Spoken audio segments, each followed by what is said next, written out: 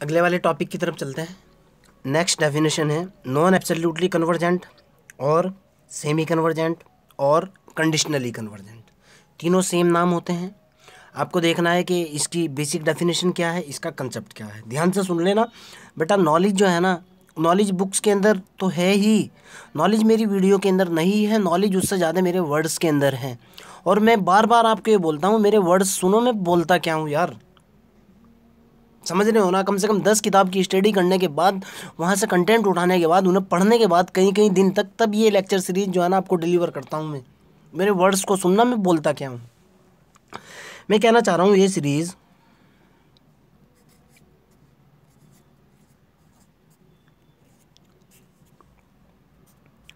submission of UN is said to be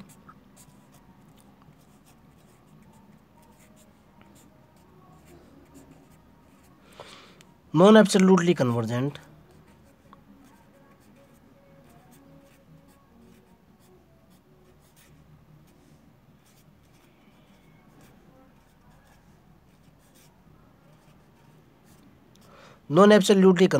और semi convergent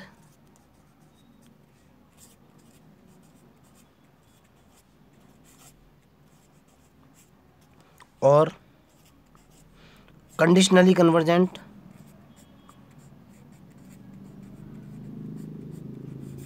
मेरी जो सीरीज है, 3 नाम होते हैं, तीनों लिख दिए। जो मेरी सीरीज है वो नॉन एब्सोल्युटली कन्वर्जेंट होगी, सेमी कन्वर्जेंट होगी और कंडीशनली कन्वर्जेंट होगी। कब? इफ सबमिशन ऑफ यूएन, यानी जो गिवन सीरीज है, submission of UN is convergent, वो तो हो जाए मेरे पास convergent. But summation mod of U N ये हो जाए मेरे पास क्या, डाइवर्जेंट, इज डाइवर्जेंट। वो है ना 3 इडियट के अंदर के everything is machine, please elaborate.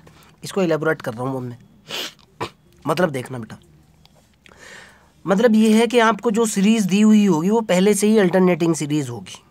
Okay okay, वो जो अल्टरनेटिंग सीरीज होगी वो नॉन एब्सोल्युटली कन्वर्जेंट कहलाएगी, या सेमी कन्वर्जेंट कहलाएगी, या कंडीशनली कन्वर्जेंट कहलाएगी। अगर कंडीशन क्या है, submission of UN is convergent, यहाँ तक का मतलब है कि जो आपकी अल्टरनेटिंग सीरीज है वो कन्वर्जेंट होनी चाहिए। इसको चेक कैसे करेंगे? ओके, यहाँ जो है ना, जो मैंने आपको लेमिनिटीज टेस्ट बताया था कन्वर्जेंसी चेक करने का, वो लगा करके आप इसको चेक कर लोगे।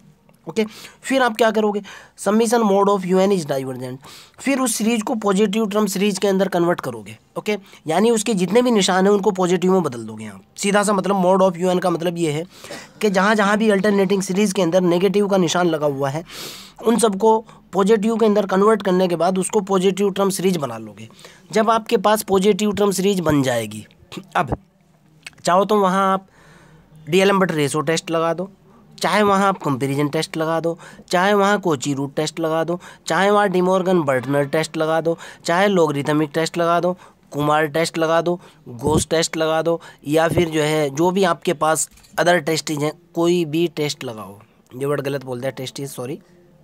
ओके, पढ़ समझने वाला समझ जाएगा, हर किसी की समझ नहीं आएगी बात, ठीक है ना बेटा।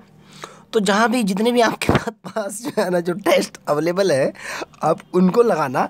अगर किसी एक से भी डाइवर्जेंट तो डाइवर्जेंट। ओके, और अगर ये सीरीज डाइवर्जेंट निकले ना तो जो गिवन सीरीज है उसको नॉन एब्सोल्युटली कन्वर्जेंट या सेमी कन्वर्जेंट बोलते हैं, ठीक है ना। एक एग्जाम्पल के थ्रू बताता हूँ क्या कहने की कोशिश कर रहा हूँ।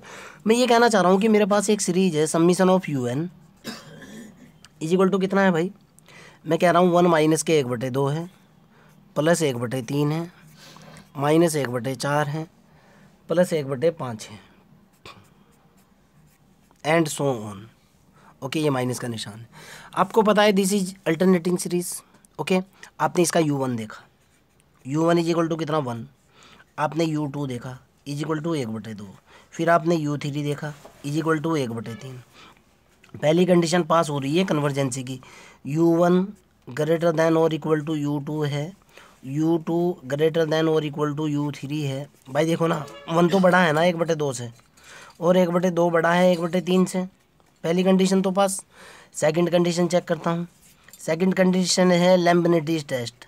लेम्बनिटीज टेस्ट लेम्बनिटीज टेस्ट क्या बोलता है बेटा कि अगर limit tending to infinity UN = 0 है then given series is convergent. Given series क्या होगी? Given series is convergent. आप इस सीरीज का UN निकालो। 1 - 1/2 1/3 1/4 1/n ही तो होगा ना। लगाओ इसके ऊपर concept. Limit n tending to infinity UN = limit n tending to infinity. UN की वैल्यू डाली 1/n बराबर कितना निकल गया? 0 होगा ना। 0 होने का मतलब क्या हुआ? कन्वर्जेंट हो चुका। अभी तक यहाँ तक कंडीशन पास हुई है। Okay, if UN is convergent, ये तो कन्वर्जेंट हो चुका। अब मोड ऑफ UN चेक करूँगा मैं, इसको देखता हूँ ये डाइवर्जेंट है या कन्वर्जेंट है। अगर ये मोड ऑफ UN डाइवर्जेंट है ना तो सेमी कन्वर्जेंट है, और अगर ये डाइवर्जेंट नहीं है मोड ऑफ UN, ध्यान से सुन लेना मेरी बात को। ओके, अगर मोड ऑफ UN डाइवर्जेंट है तो मेरी सीरीज नॉन एब्सोल्युटली कन्वर्जेंट है, और अगर मोड ऑफ UN कन्वर्जेंट है तो मेरी सीरीज एब्सोल्युटली कन्वर्जेंट है। फिर रिपीट कर रहा हूँ। अब मोड ऑफ UN चेक करना है। अगर मोड ऑफ UN कोई भी टेस्ट लगाने के बाद अगर ये डाइवर्जेंट आया तो सेमी कन्वर्जेंट, और अगर ये कन्वर्जेंट निकल गया तो एब्सोल्युटली कन्वर्जेंट। क्लियर?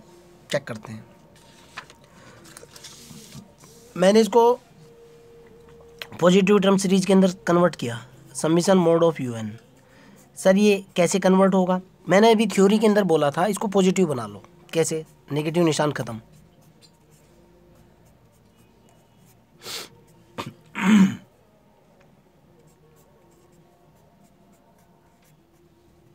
क्लियर है ना?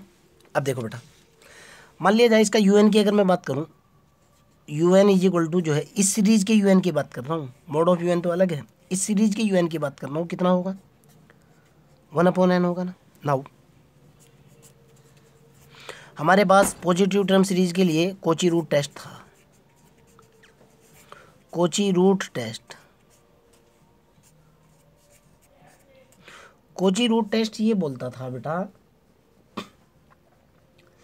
क्या बोलता था कोची रूट टेस्ट?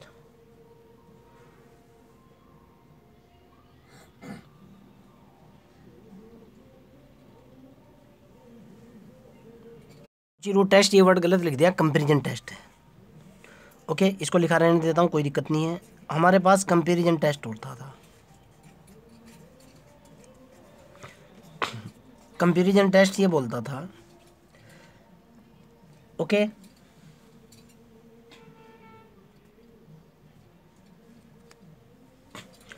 कि अगर UN =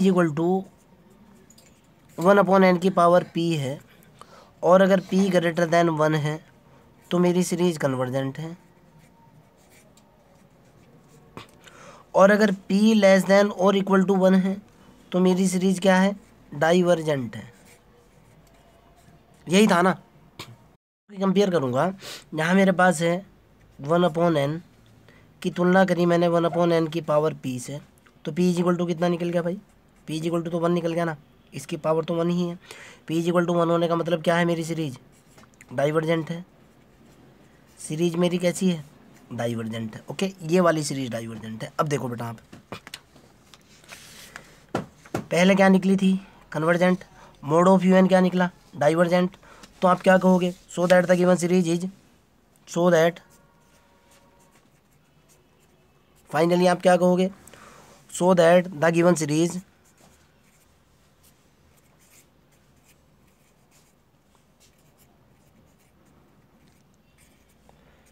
given series is semi convergent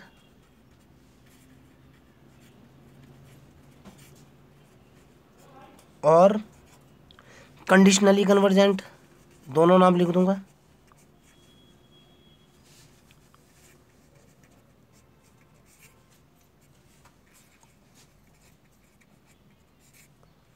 या फिर नॉन एब्सोल्यूट कन्वर्जेंट।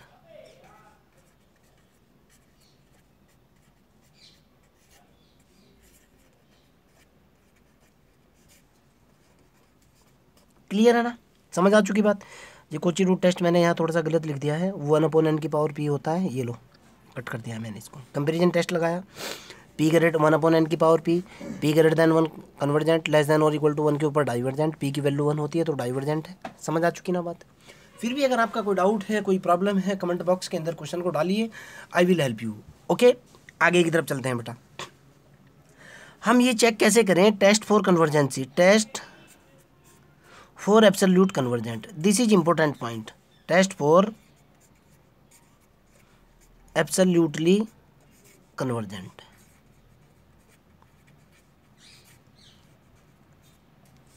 ओके, इसको चेक कैसे करें, मेरे वर्ड्स को बहुत ध्यान से सुनना बेटा। जो भी अल्टरनेटिंग सीरीज आपको दे रखी है, ओके, अल्टरनेटिंग सीरीज देने के बाद आप सबसे पहले स्टार्टिंग में उसके ऊपर लेमिनिटीज टेस्ट लगाओ। लेमिनिटीज टेस्ट लगाने के बाद आपको पता लग जाएगा कि आपकी सीरीज लेमिनिटीज टेस्ट के थ्रू जो अल्टरनेटिंग सीरीज है वो कन्वर्जेंट है या नहीं। ठीक है ना, सपोज दैट वो कन्वर्जेंट, क्या तो वो कन्वर्जेंट होगी या फिर वो कन्वर्जेंट नहीं होगी। अगर limit tending to infinity UN की वैल्यू 0 आती है तो सीरीज कन्वर्जेंट है, और अगर ऐसे नहीं होता है तो कन्वर्जेंट नहीं है। आगे चलो अब फिर आप उस सीरीज को पॉजिटिव टर्म सीरीज के अंदर कन्वर्ट करो। ऐसे पॉजिटिव टर्म सीरीज के अंदर कन्वर्ट करने का मतलब क्या है, जो आपकी अल्टरनेटिंग सीरीज दे रखी है बेटा, उसके अंदर जितने भी माइनस के निशान है ना, उनको प्लस में कन्वर्ट कर दो। प्लस में कन्वर्ट होने के बाद आपके पास जो सीरीज बन जाएगी, पॉजिटिव टर्म सीरीज बन जाएगी, जिसके ऊपर मैंने 70 लेक्चर्स अपलोड किए हुए हैं। यहाँ से आपको क्या करना है, जैसे ही आपकी पॉजिटिव टर्म सीरीज बनी, आप उसके ऊपर चाहे तो रेबिस टेस्ट अप्लाई करो, या आप उसके ऊपर गोस्ट टेस्ट अप्लाई करो, या आप उसके ऊपर कोची टेस्ट अप्लाई करो, या आप उसके ऊपर जो है ना जो वेरियस टेस्ट हैं, जो भी आपका दिल चाहता है वो टेस्ट अप्लाई करो। वो टेस्ट अप्लाई करने के बाद अगर आपकी सीरीज कन्वर्जेंट निकलती है, अगर आपकी सीरीज क्या निकलती है, वो टेस्ट अप्लाई करने के बाद अगर आपकी सीरीज निकलती है कन्वर्जेंट, ध्यान से सुनना, तो अगर वो, फिर बोल रहा हूँ, अगर वो टेस्ट अप्लाई करने के बाद आपकी सीरीज कन्वर्जेंट निकलती है तो तब तो होगा एब्सोल्युटली कन्वर्जेंट। और अगर वो टेस्ट अप्लाई करने के बाद, यानी पॉजिटिव टर्म सीरीज की बात कर रहा हूँ, पॉजिटिव बनाने के बाद, अगर वो टेस्ट अप्लाई करने के बाद आपकी सीरीज डाइवर्जेंट निकलती है तो तब होगा non absolutely convergent. Doubt clear. तीसरी बात, कहीं भी कोई भी टेस्ट आप अप्लाई कर सकते हो पॉजिटिव टर्म सीरीज बनाने के बाद। अल्टरनेटिंग सीरीज अगर होगी तो आपको लेम्बिनिटीज टेस्ट के थ्रू ही चेक करना है। दो कंडीशन होती है, U1 बड़ा होना चाहिए U2 से, या U2 बड़ा होना चाहिए U3 से, या U3 बड़ा होना चाहिए U4 से। ओके, यानी एक सीक्वेंस में चलना चाहिए, पहले वाला स्टेप दूसरे वाले स्टेप से हमेशा बड़ा होना चाहिए। सेकंड कंडीशन होती है limit n tending to infinity UN equal to 0 होना चाहिए। क्लियर। तीसरा इंपॉर्टेंट पॉइंट, बच्चों आपके माइंड के अंदर ये क्वेश्चन भी जरूर पैदा हो रहा होगा कि सर इसके अंदर आपने एक भी थ्योरम नहीं कराई। ऑल इंडिया यूनिवर्सिटी के सिलेबस में थ्योरम सिलेबस में नहीं है बेटा।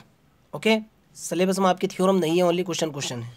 मेरे फ़ोन की बैटरी डेड होने वाली है, इसलिए एक इंपॉर्टेंट कंसेप्ट, एक इंपॉर्टेंट थ्योरम बता देता हूँ।